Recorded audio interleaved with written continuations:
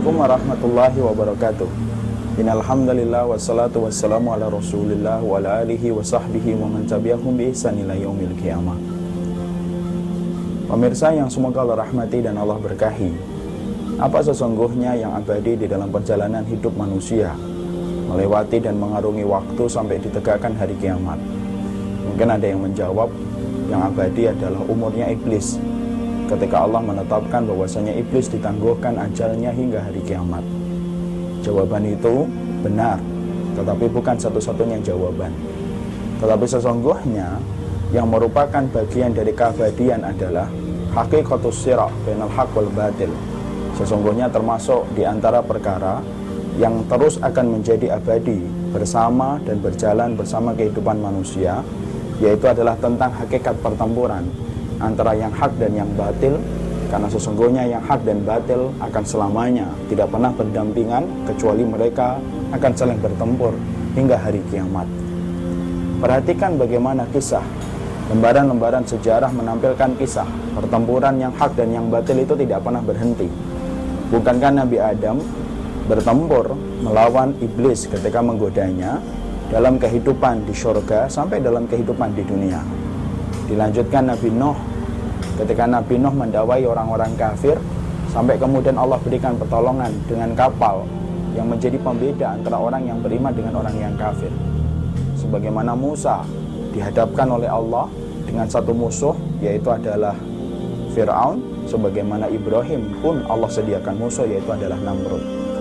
Disinilah kita mengerti, Masya Allah, bahwasanya setiap pelakon-pelakon kebenaran di dalam panggung kehidupan, mereka tidak akan selamanya berjalan di dalam kehidupan seorang diri, tetapi sesungguhnya pelakon-pelakon di dalam alam, di dalam panggung kehidupan akan senantiasa berdampingan dengan musuhnya.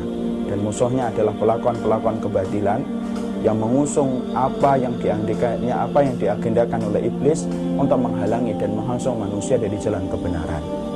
Inilah yang kemudian dikatakan oleh Allah di dalam salah satu ayatnya, wa kadzalika ja'alna likulli nabiyyin aduwan syayatinal insi wal jinni. Sesungguhnya kami telah jadikan bagi setiap nabi, yaitu adalah musuh, yaitu dari kalangan setan, dari kalangan jin dan kalangan manusia. Artinya siapapun mereka yang meretas jalan kenabian, mengikuti suara kebenaran yang disampaikan oleh para rasul, sesungguhnya Allah telah siapkan bagi mereka, yaitu adalah musuh. Disinilah pertanyaan kita kemudian terhampar. Apakah kita setelah memahami bahwasanya setiap kebenaran dan setiap kebatilan akan terus berdampingan, di mana mereka akan bertempur setiap waktunya hingga hari kiamat, maka seorang mukmin adalah orang yang harus menentukan di mana posisinya ketika terjadi antara pertempuran antara kebenaran dengan kebatilan. Karena sesungguhnya di dalam hal ini tidak menerima netralitas, tidak menerima tengah-tengah, tetapi seorang mukmin harus memilih. Dan pilihan orang yang beriman adalah pilihan yang jatuh kepada kebenaran. Inilah yang menjadi sebuah perhatian besar, karena kita sebagai orang yang beriman kepada Allah, tentunya tidak akan pernah keimanan kita membiarkan kita mampu memaklumi setiap kebatilan. Karena sesungguhnya orang yang beriman harus banyak belajar dari kisah-kisah yang Allah gulirkan dalam kehidupan kita, supaya kita mengambil sikap bagaimana setiap makhluknya Allah itu mengambil peranan sesuai dengan kemampuannya untuk menegakkan kebatilan, untuk menegakkan kebenaran dan menghilangkan kebatilan. Banyaklah belajar dari kisahnya semut yang diceritakan oleh Imam Ibnu Katsir dalam kitabnya Qisasul Anbiya. Ketika Imam Ibnu Katsir menceritakan semut mendapati Nabi Ibrahim ketika dibakar oleh Namrud, apakah semut itu diam? Tidak. Dikisahkan dalam riwayat-riwayat yang sahih, semut mengambil peranan. Dia mengambil air, dia menuangkan air ke api yang membakar Nabi Ibrahim alaihissalam. Semut ngerti bahwasanya tetesan air yang dia bawa mungkin tidak akan memadamkan api yang sedang membakar Nabi Ibrahim. Tetapi bukan itu yang menjadi perhatian Imam Ibnu Katsir. Tapi yang menjadi perhatian adalah ternyata semut mengambil peranan untuk menegakkan kebenaran dan untuk menghalangi kebatilan, walaupun air yang diambil tidak seberapa, karena niatan dan ikhtiar dia adalah memadamkan api kebatilan yang sedang membakar Nabi Ibrahim alaihissalam. Belajarlah pula dari kemudian kodok. Diceritakan dalam riwayat-riwayat yang sahih, kodok ataupun kata, termasuk binatang yang dikisahkan dalam riwayat yang sahih. Kodok dan kata itu mengambil air pula untuk memadamkan api yang sedang membakar Nabi Ibrahim alaihissalam. Mereka mengambil air, mereka kemudian sampaikan air itu kepada api yang sedang membakar Nabi Ibrahim. Tidaklah kodok dan tidaklah semut. Mereka melakukan itu kecuali adalah karena mereka mengambil peranan untuk memadamkan kebatilan sesuai dengan kemampuan mereka.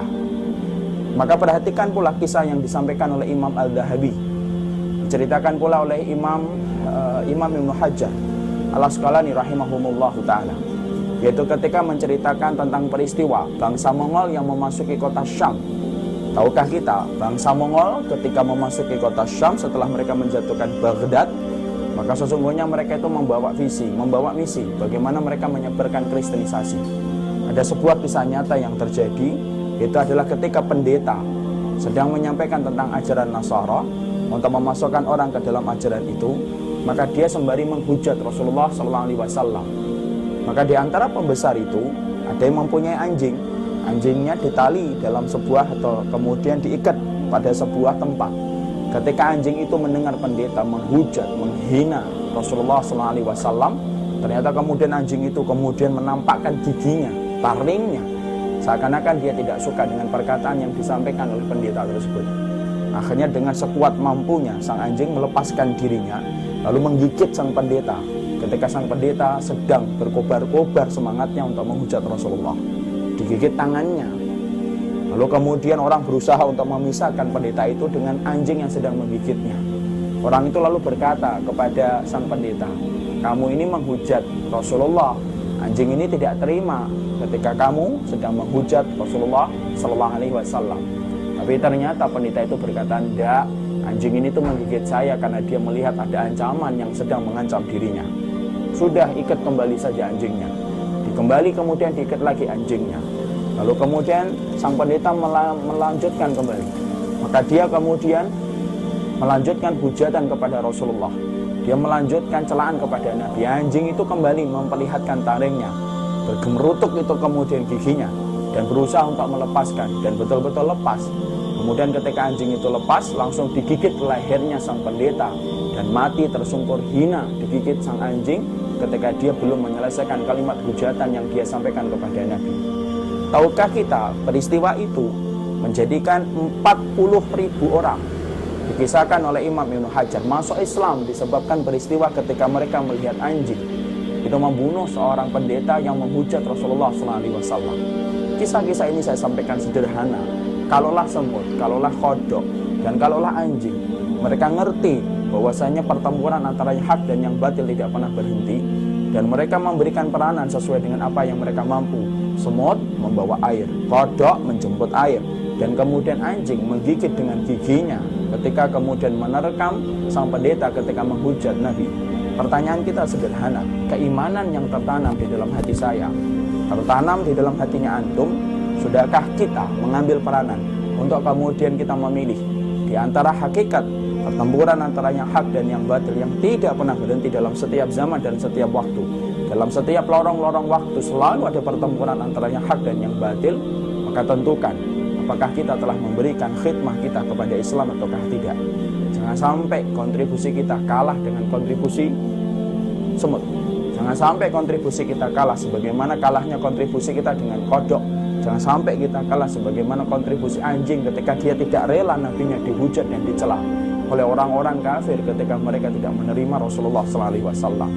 Berikan kontribusimu, karena sesungguhnya iman bukan hanya menjadikan antum dan saya taat di dalam rukuk dan sujud, tapi sesungguhnya iman yang kita miliki menciptakan antum dan menciptakan saya mencintai ketaatan dan membenci kekufuran dan membenci kemaksiatan dan membenci kebatilan. Karena itulah harga yang paling pantas. Iman akan tegak dengan dua fondasi. Allah jadikan hatimu cinta kepada ketaatan, dan Allah jadikan hatimu benci kepada kemungkaran. Dan beruntunglah orang yang mengambil posisi memberikan kontribusi kepada Islam sesuai dengan kemampuan yang dia berikan. Semoga saya yang menyampaikan termasuk orang yang memberikan kontribusi sesuai dengan kemampuan kita masing-masing.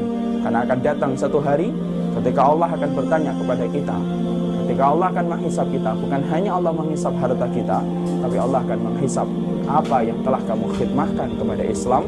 Karena itulah yang akan menjadi tugas penting dalam kehidupan kita beribadah kepada Allah Subhanahu wa taala. Wassallallahu ala nabiyyina Muhammad wa barakallahu fikum.